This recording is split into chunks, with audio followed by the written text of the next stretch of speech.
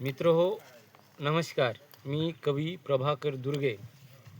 आपण सगळे एकाच समाजात राहतो, पण सगळ्यांना समान संधी मिळते का? ही कविता नाही, ही एक छोटी गोष्ट आहे. दोन माणसाची, दोन जगाची आणि एकाच आकाशाची. दोन ध्रुव एक आकाश. ही कथा त्या प्रत्येकासाठी आहे जो रांगेत उभा आहे पण अजूनही मागेच आहे. कदाचित समाज दोन टोकांवर उभा आहे, पण प्रश्न हा आहे की आपण उडायला सुरुवात तरी कधी करणार. जर हा व्हिडिओ तुमच्या मनाला लागला असेल तर प्रत्येकाने शेअर नक्की करा, कारण हे आकाश सगळ्यासाठी आहे.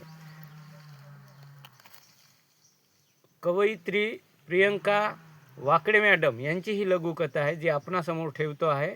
दोन ध्रुव एक आकाश. आज बसस्टॉपवर उभा असताना आम्ही दोन माणसं पाहिली. एक मोबाईलवर बातम्या वाचत होता आणि दुसरा कामावर जायची घाई करत होता. दोघेही एकाच रांगेत, पण जग मात्र वेगवेगळं. तेव्हा जाणवलं, समाज हा दोन टोकांवर उभा आहे. एका बाजूला शिकलेले, बोलणारे, हक्क माहीत असलेले लोक, तर दुसऱ्या बाजूला काम करणारे, गप्प राहणारे, हक्क असूनही न कळणारे लोक. ध्रुव हे दोन, पण भाषा वेगळी, स्वप्न वेगळे, आवाजही वेगळे. पण मध्ये एक आकाश आहे. ते ओरडत नाही, ते फक्त पसरलेलं आहे. जे सांगतं मी देव नाही, मी संधी नाही. मी